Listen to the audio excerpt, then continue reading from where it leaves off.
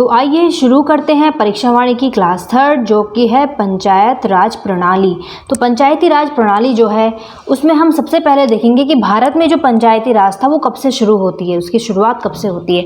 तो पंचायती राज की शुरुआत होती है लॉर्ड रिपन के काल से, जो कि उस समय गवर्नर जनरल था भारत का। तो कौन सा सन था? 1882 से। जो स्थानीय सुशासन है, क्योंकि पंचायती राज को स्थानीय सुशासन के नाम से भी जाना जाता है, तो स्थानीय सुशासन है उसका अगर जनक पूछा जाएगा तो वो कौन है? लॉर्ड रिपन है। और स्थानीय सुशासन की शुरुआत हो जाती है ब्रिटिश जो भारत था उसमें 1882 से। और अगर स्वतंत्र भारत की बात करें हम, तो स्वतंत्र भारत में क्या है? 15 अगस्त 1947 संयुक्त प्रांत पंचायती राज अधिनियम 1947 के तहत इसकी शुरुआत होती है। लेकिन जो इसको लागू किया जाता है उसे लागू कब से किया जाता है? जो सबसे पहले पंचायती राज जो लागू किया गया वो किया गया 2 अक्टूबर 1959 को, और राजस्थान के नागौर गांव से इसकी शुरुआत होती है। सबसे पहले इसे नागौर गांव में इसको लागू किया जाता है पंचायती राज को। उसकी जो डेट है आप देख सकते हैं। और उस समय तत्कालीन प्रधानमंत्री होते हैं मिस्टर जवाहरलाल नेहरू। ठीक है। और जो त्रिस्तरीय व्यवस्था है, क्योंकि जो इस समय जो वर्तमान में जो व्यवस्था चल रही है पंचायती राज की, वो कैसी व्यवस्था है? त्रिस्तरीय। अब त्रिस्तरीय कैसे, मैं आपको बताती हूँ। जो इसके 3 स्तर हैं। सबसे जो शीर्ष स्तर है इसका कौन सा है? जिला पंचायत, आप जानते भी होंगे जिला पंचायत। फिर जो मध्य स्तर है इसका क्षेत्र पंचायत है। और जो निम्न स्तर है इसका कौन सा है? ग्राम पंचायत। तो इन 3 पंचायतों के माध्यम से है जो पंचायती राज प्रणाली है उसको देश में उसका कार्य किया जाता है। 3 जो स्तर है उसके माध्यम से, जिला पंचायत, क्षेत्र पंचायत व ग्राम पंचायत। तो 3 स्तरीय जो प्रणाली है, जो ये व्यवस्था है, जो कब से लागू हुई है? 1961 से ये देश में लागू होती है। और जो इसकी सिफारिश होती है, किस समिति की सिफारिश से जो त्रिस्तरीय व्यवस्था लागू की गई? तो बलवंत राय मेहता समिति इसके लिए सिफारिश करती है और फिर त्रिस्तरीय व्यवस्था 1961 में पूरे देश में लागू हो जाती है। तो ये तो हुई भारत की बात। अब हम शुरू करेंगे कि जो उत्तराखंड का पंचायती राज प्रणाली है वो किस प्रकार से चलता है। तो स्थानीय सुशासन की अगर बात करें तो इसकी शुरुआत मैंने आपको पहले भी बताया, तो पंचायती राज को स्थानीय सुशासन के रूप से भी जाना जाता है। अगर हम हिस्ट्री में अगर उत्तराखंड की बात करें तो हिस्ट्री के अकॉर्डिंग जो चंद वंश था उसमें जो सोमचंद राजा होता है सबसे पहला, उन्हीं के जो काल में क्या होता है? स्थानीय सुशासन की शुरुआत हो जाती है। क्योंकि ये क्वेश्चन पहले बन चुका है इसलिए इंपॉर्टेंट है। अगर स्थानीय सुशासन की शुरुआत आपको हिस्ट्री के अकॉर्डिंग पूछा जाए कि किस वंश में स्थानीय सुशासन की शुरुआत हो गई थी, तो सोमचंद का जो चंद वंश था उसमें ही इसकी शुरुआत हो जाती है। किसकी? स्थानीय सुशासन की। उसी के साथ साथ अगर राज्य में त्रिस्तरीय व्यवस्था की अगर प्रश्न आपके लिए बन गया, तो जो राज्य में त्रिस्तरीय व्यवस्था है वो मैंने आपको पहले भी बताया कि 1961 में पूरे देश में लागू हो जाती है। और उत्तराखंड में भी ये त्रिस्तरीय व्यवस्था 1961 से ही चल रही है। और इसके लिए कौन सी जो समिति सिफारिश करती है? बलवंत राय मेहता समिति। तो आप ये ध्यान रखेंगे जो उत्तराखंड का अपना पंचायती राज है वो शुरू होता है 4 अप्रैल 2016 से। और उत्तराखंड का पंचायती राज जो दिवस है वो मनाया जाता है 4 अप्रैल को। वहीं अगर राष्ट्रीय नेशनल की बात की जाए कि पंचायती राज दिवस कब मनाया जाता है, तो वो है 24 अप्रैल। ये बात आप ध्यान रखेंगे। 24 अप्रैल को पूरे देश का पंचायती राज है। वहीं अगर उत्तराखंड की सेपरेटली बात की जाए तो 4 अप्रैल को उत्तराखंड का पंचायती राज दिवस मनाया जाता है। तो आइए इसके बारे में कुछ और फैक्ट भी हम जान लेंगे। तो पंचायती राज जो है वो किस सूची का विषय है ये भी पूछा जाता है। तो ये राज्य सूची का विषय है। जैसे कि आप जानते होंगे 3 सूचियाँ होती है, संघ सूची, राज्य सूची व समवर्ती सूची। तो जो पंचायती राज व्यवस्था है वो राज्य सूची का विषय है। ठीक है। अब आगे देखते हैं हम। वहीं अगर इसके उद्देश्य की बात की जाए कि पंचायती राज का उद्देश्य क्या है, तो उसका उद्देश्य क्या है? सत्ता का विकेंद्रीकरण। सत्ता का विकेंद्रीकरण जो है वो पंचायती राज्य का उद्देश्य है। तो महिलाओं के अगर आरक्षण की बात करें उत्तराखंड में, तो 2008 से पहले जो ये आरक्षण था कितना था? 33% था पंचायती राज में। 33% जो है वो महिलाओं को आरक्षण दिया जाता था। लेकिन 2008 में संशोधन किया जाता है और उस समय महिलाओं के लिए 33% से बढ़ा करके इस आरक्षण को 50% किया जाता है पंचायती राज में। तो अगर आपसे ये पूछा जाए कि पंचायती राज व्यवस्था में महिलाओं के लिए कितना प्रतिशत जो आरक्षण है वो रखा गया है, तो वो है 50%। और ये 2008 से हुआ है। उस समय जो मुख्यमंत्री थे वो कौन थे? मिस्टर भुवन चंद्र सिंह खंडूरी जी। ठीक है, चलते हैं आगे। अब जो त्रिस्तरीय व्यवस्था मैंने अभी आपको बताई थी, जो पंचायती राज व्यवस्था है वो किस प्रकार से कार्य करती है, तो 3 स्तर इसके होते हैं।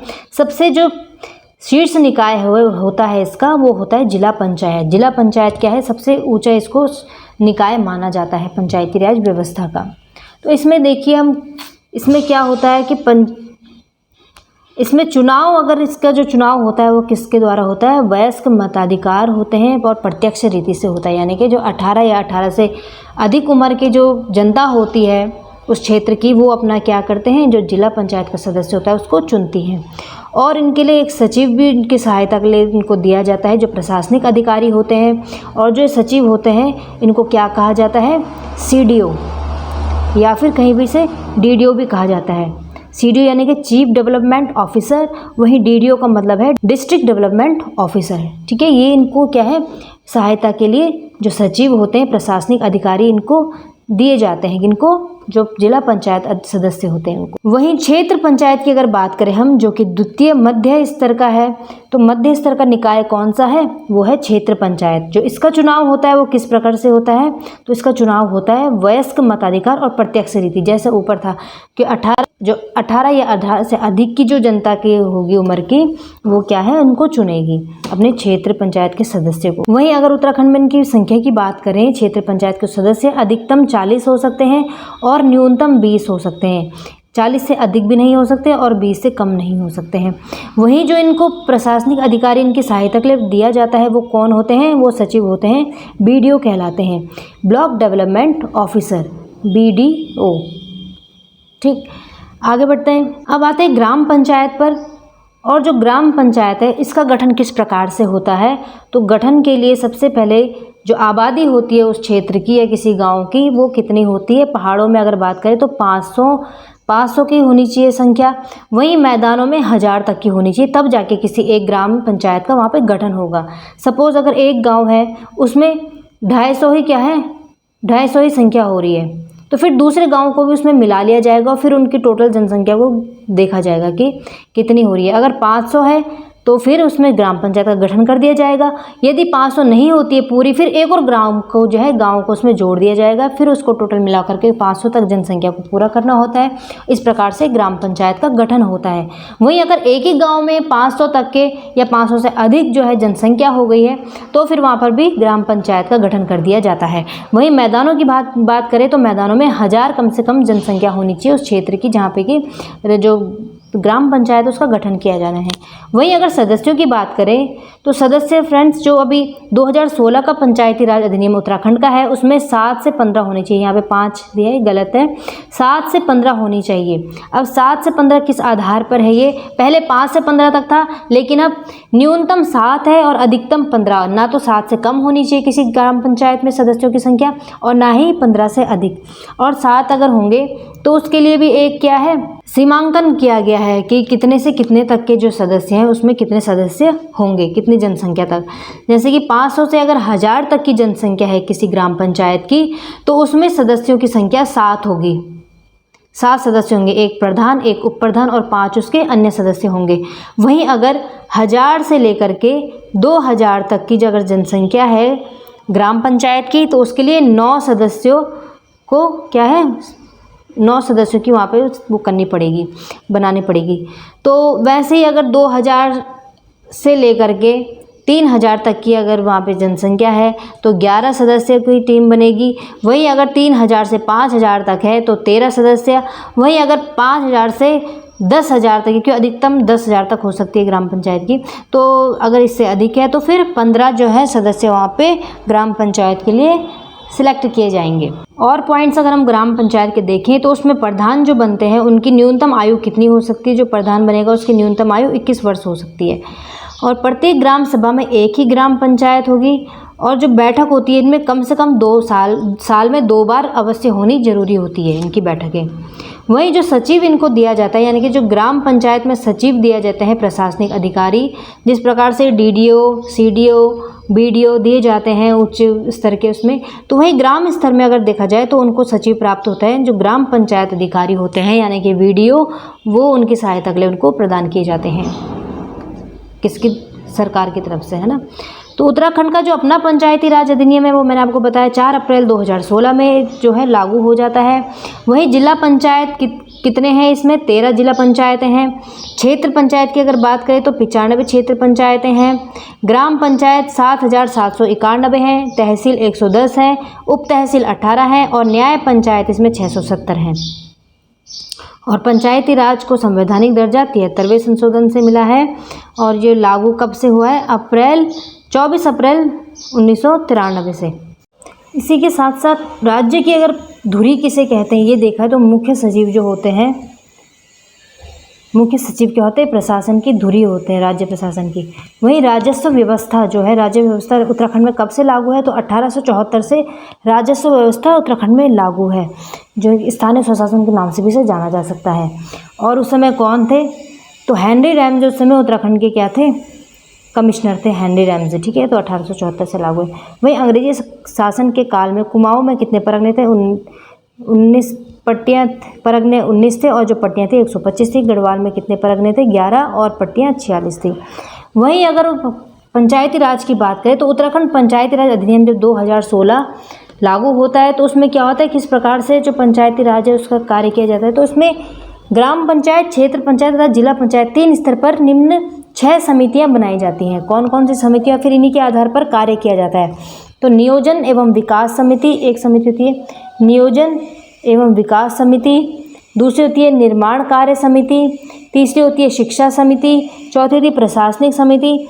एक होती है जल प्रबंधन समिति, जल प्रबंधन समिति। और छठवीं होती है स्वास्थ्य एवं कल्याण समिति।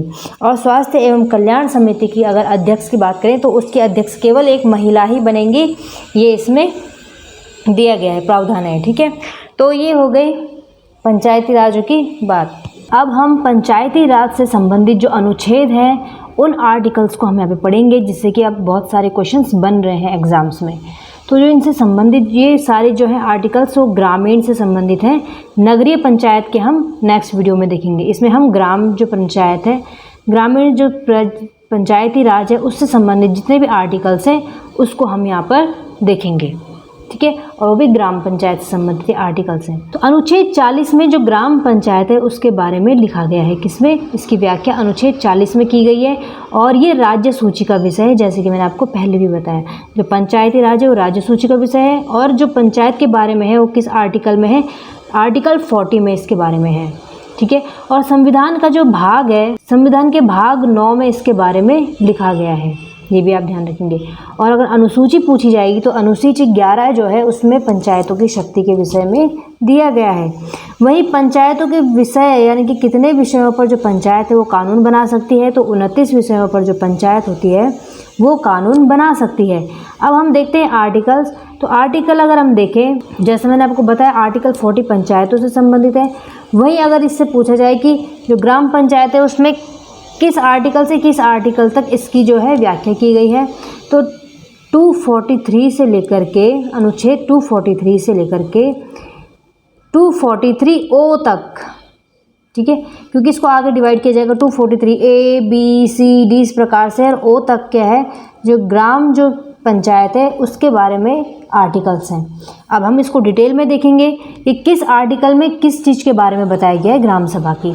वहीं अगर सबसे पहला आर्टिकल हम देखें 243, आर्टिकल 243 में क्या है, तो आर्टिकल 243 में है ग्राम सभा की परिभाषा। सबसे पहले क्या है, ग्राम सभा की परिभाषा होगी कि ग्राम सभा आखिर होती क्या है, ठीक है। तो वो किस में है, इसमें हम देख सकते हैं कि जो सबसे पहले अगर क्वेश्चन बनेगा कि 243 में जो आर्टिकल है वो किस चीज़ से संबंधित है, तो वो ग्राम सभा की परिभाषा है सबसे पहले 243 में। वही 243A है जो उसमें पंचायत की परिभाषा है कि पंचायत क्या होती है, इसके बारे में लिखा गया है। वही 243 जो B है उसमें पंचायत का गठन होगा। सबसे पहले तो परिभाषाएं होंगी ना, पहले ग्राम सभा की परिभाषा है, फिर दूसरे उसमें पंचायत की परिभाषा है, फिर उसका गठन के बारे में है। तो आप ऐसे में देख सकते हैं, तो B में क्या है, पंचायत का गठन है। C में पंचायत की संरचना होगी, C में 243C में पंचायत की संरचना। वही आर्टिकल 243D में पंचायत सदस्यों के आरक्षण के विषय में दिया गया है। फिर आर्टिकल 243 जो है उसमें है पंचायत की अवधि यानी कि जो उसका पीरियड होता है, काल होता है। वहीं आर्टिकल 243F जो है उसमें पंचायत सदस्यों की योग्यता व अयोग्यता के विषय में है कि कौन से पंचायत सदस्य इस जो पद के लिए होते हैं योग्य हैं और कौन अयोग्य हैं, इसके विषय में लिखा गया है आर्टिकल 243F में। वही आर्टिकल 243G की अगर बात करें तो उसमें पंचायत सदस्यों की शक्तियां निहित होती हैं। किसमें? आर्टिकल 243G में पंचायत सदस्यों की शक्तियां। वहीं आर्टिकल 243H की अगर बात करें तो H में क्या है? कर आरोपण की शक्तियां, यानी कि जो वो टैक्स लगा सकते हैं, ठीक है, वो करारोपण की शक्तियां किसमें है? आर्टिकल 243H में। वही आर्टिकल 243I की बात करें तो I में क्या है? पंचायतों में वित्त का प्रावधान। वित्त, यहाँ पे बिल लिखा है, वित्त आप जानते होंगे, तो वित्त का प्रावधान क्या है पंचायतों में, किसमें है वो? आर्टिकल 243I में। वही आर्टिकल 243J की बात करें तो वित्त पर लेखांकन। अब जो वित्त लिया है उस पर लेखांकन भी तो मांगा जाएगा, तो वित्त पर लेखांकन किस पे है? आर्टिकल 243J में। वही आर्टिकल 243 अगर K की बात करें तो K में क्या है? पंचायतों में निर्वाचन। आगे बढ़ते हैं, आर्टिकल 243 अगर L में देखें हम तो L में क्या है? केंद्र शासित प्रदेशों में पंचायतों का ना होना। केंद्र शासित प्रदेशों में पंचायतों का ना होना। वहीं आर्टिकल 243M में कुछ राज्यों में पंचायतें नहीं होंगी। वहीं आर्टिकल 243N की अगर बात करें तो उसमें क्या है? पंचायतों का बना रहना। और आर्टिकल 243O जो कि सबसे लास्ट आर्टिकल है, ग्रामीण जो ग्राम पंचायत का आर्टिकल है, तो उसमें क्या है? पंचायतों में न्यायालय का हस्तक्षेप। यदि कोई भी बात होती है तो उसमें न्यायालय भी क्या कर सकता है? हस्तक्षेप कर सकता है, ठीक है। तो वो किसमें है? आर्टिकल 243O में। तो आप इस O को इससे भी रिलेटेड कर सकते हैं कि O क्या है? सबसे लास्ट में भी और सबसे बड़ा भी क्या होता है? न्यायालय होता है। तो O को आप न्यायालय से इस तरीके से जोड़ सकते हैं। तो ये सारे आर्टिकल जो ग्राम पंचायत से रिलेटेड थे वहाँ पे यहाँ पे डिस्कस कर चुके हैं। नेक्स्ट वीडियो में हम आपके लिए नगर पंचायत से रिलेटेड सारे फैक्ट को हम डिस्कस करेंगे। और आज की क्लास आपको कैसी लगी इसको ज़रूर बताइएगा। पंचायती राज के इसमें सारे जितने भी क्वेश्चंस बन सकते थे वो सारे यहाँ पे डिस्कस हो चुके हैं फ्रेंड्स। मिलते हैं नेक्स्ट वीडियो में, तब तक के लिए जय हिंद, जय Bharat. More than 500 students have cleared their defense exam with us. If you are aiming to clear UK SSSC exam 2022, join and enroll our offline classroom program. Here you will get previous year question paper discussion and latest pattern based test series. So why wait? Start your free trial now with Infinity Coaching Center offline classroom program.